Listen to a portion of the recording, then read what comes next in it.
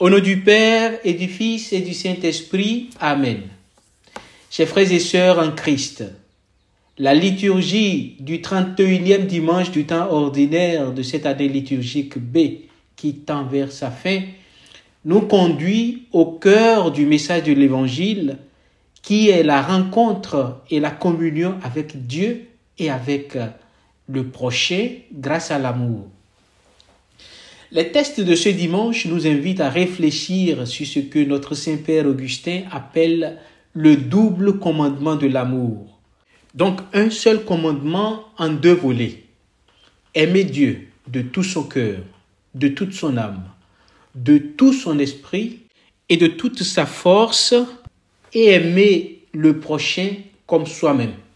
Je vais me limiter dans cette méditation à la première lecture et à l'Évangile qui traite justement le thème de l'amour. Dans la première lecture, tirée du livre du Deutéronome, Moïse rappelle aux Israélites l'importance d'écouter et de garder les commandements de Dieu. Il proclame ce que l'on appelle le schéma Israël, un texte fondamental pour la foi juive. Le texte dit ceci: « Écoute Israël, le Seigneur notre Dieu est l'unique. Tu aimeras le Seigneur ton Dieu de tout ton cœur, de toute ton âme et de toute ta force. » Ce commandement, chers frères et sœurs, est un appel à une dévotion totale, un amour exclusif et radical pour Dieu. Moïse exhorte le peuple à inscrire ces paroles dans leur cœur, car l'amour de Dieu doit être au centre de notre vie et de nos actions. Ce rappel, chers frères et sœurs, nous invite, nous aussi, à examiner notre propre fidélité à Dieu et notre engagement envers lui. Avons-nous vraiment Dieu au centre de notre vie? Lui accordons-nous la première place ou est-ce que d'autres choses, d'autres préoccupations prennent le dessus? L'évangile d'aujourd'hui est tiré de Marc chapitre 12, versets 28b à 34. Et ce texte nous présente la rencontre entre Jésus et un scribe qui lui demande quel est le premier de tous les commandements. Jésus lui répond en citant le schéma dont j'ai parlé au début. Écoute Israël, le Seigneur notre Dieu est l'unique Seigneur. Tu aimeras le Seigneur ton Dieu de tout ton cœur, de toute ton âme, de tout ton esprit et de toute ta force. Puis il ajoute un second commandement aussi essentiel. Tu aimeras ton prochain comme toi-même. Donc Jésus prend ce que nous avons entendu dans la première lecture et ajoute une deuxième partie. En réalité, ce n'est pas que Jésus est en train de créer quelque chose de nouveau. Même dans l'Ancien Testament, dans Lévitique du Jude par exemple, nous trouvons des recommandations de Dieu de manifester justement l'amour envers le prochain à travers la générosité, à travers l'accueil, à travers la bonté. En associant ces deux commandements, Jésus nous montre que l'amour de Dieu et l'amour du prochain sont inséparables.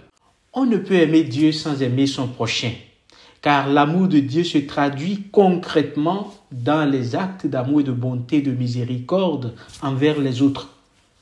L'amour du prochain est le prolongement et la concrétisation de l'amour que nous portons envers Dieu.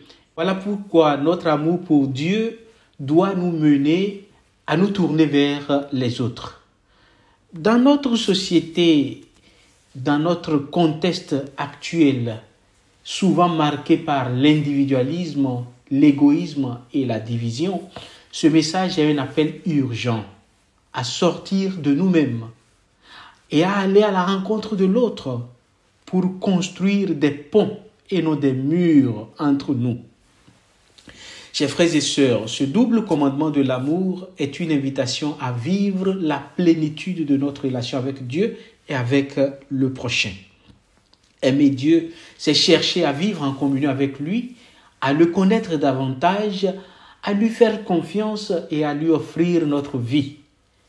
Aimer notre prochain, c'est chercher à nous rendre proches de ceux qui nous entourent, à faire preuve de compassion, de pardon, d'accueil, et de bonté envers chacun dans sa dignité. L'amour dont Jésus nous parle, chers frères et sœurs, n'est pas une simple émotion ou un sentiment passager, mais une décision, un engagement à vivre selon la volonté de Dieu et à bâtir un monde plus juste et plus fraternel. Notre Saint-Père Augustin, en exhortant son peuple à Hippone, disait que quand on a le désir, quand on souhaite rencontrer Jésus dans la gloire et le contempler dans sa gloire, il faut le reconnaître dans sa misère, dans les frères, dans les sœurs qui souffrent dans le monde aujourd'hui. Reconnaître le visage de Jésus et manifester l'amour envers le prochain pour pouvoir le contempler dans la gloire. Mais très souvent, nous ne voyons pas Jésus dans la personne qui souffre. Nous ne voyons pas Jésus dans le misérable. C'est là qu'aujourd'hui, l'Évangile nous appelle à tourner nos regards vers tout homme, vers toute personne qui est dans la vulnérabilité. N'allons pas chercher très loin. La charité commence chez soi-même. Commençons à voir ceux qui nous entourent avec compassion. Commençons à voir ceux avec qui nous vivons tous les jours dans nos communautés de vie, dans notre quartier. À les regarder avec compassion et amour. Et là, nous reconnaîtrons le visage du Seigneur et nous manifesterons l'amour que nous prétendons avoir pour lui, même à ceux qui sont près de nous. Prions aujourd'hui pour que le Seigneur nous donne la grâce de vivre pleinement ce double commandement de l'amour. Que notre amour pour Dieu et pour notre prochain soit authentique. Qu'il inspire nos pensées, nos paroles et nos actions.